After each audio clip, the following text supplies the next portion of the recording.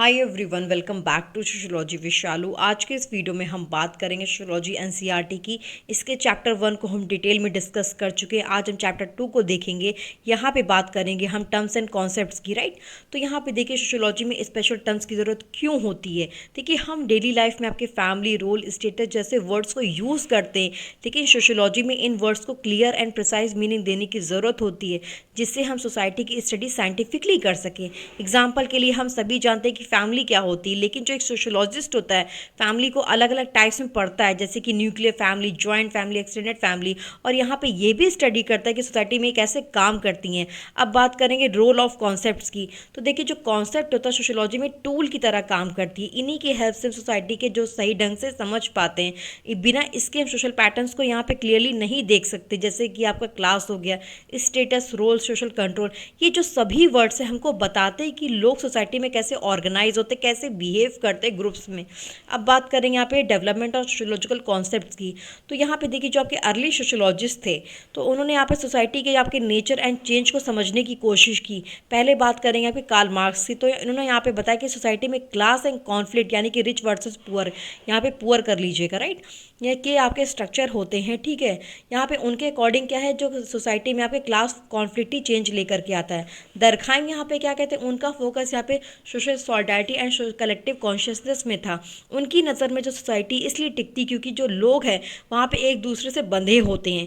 Functionalist क्या बोलते हैं, आफ्टर सेकेंड वर्ल्ड वॉर, यहाँ पे वो कहते हैं कि सोसाइटी जो है एक ह्यूमन बॉडी की तरह देखते हैं, जहाँ पे जो हर हिस्सा है वो काम करता है, जैसे कि आपकी फैमिली हो गई, इकोनॉमी हो गई।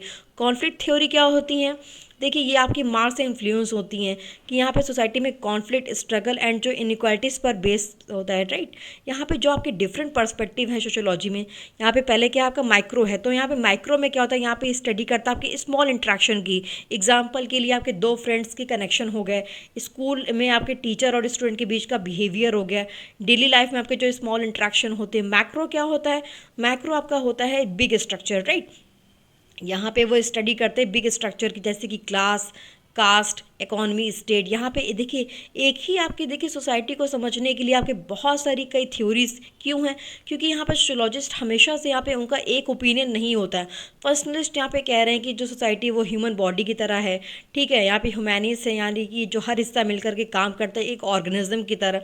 कॉन्फ्लिक्ट थ्योरी में क्या है कि सोसाइटी में कह रहे हैं कि ये फुल ऑफ स्ट्रगल है, इनइक्वालिटीज़ के लिए संघर्ष का मैदान मानते हैं। तो यानी कि एक ही सोसाइटी को आप अलग अलग नज़रिए से समझा जा सकता है, राइट। तो आई होप कि आपको यहाँ पे क्लैरिटी हो रही होगी। तो यहाँ पे देखिए सोशियोलॉजी में जो आपका टर्म्स एंड कॉन्सेप्ट है सोसाइटी को समझने की एक चाबी है।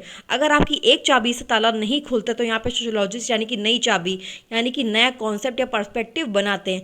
और यहाँ पर सोशियोलॉजी हमेशा क्या करती है, लगातार सवाल पूछता है और अपने जो आइडियाज़ हैं उनको इम्प्रूव करता रहता है, राइट। तो आई होप कि आपको टर्म्स एंड कॉन्सेप्ट समझ में आ गया होगा, ठीक है। इसके आगे हम और चीज़ों को डिस्कस करेंगे।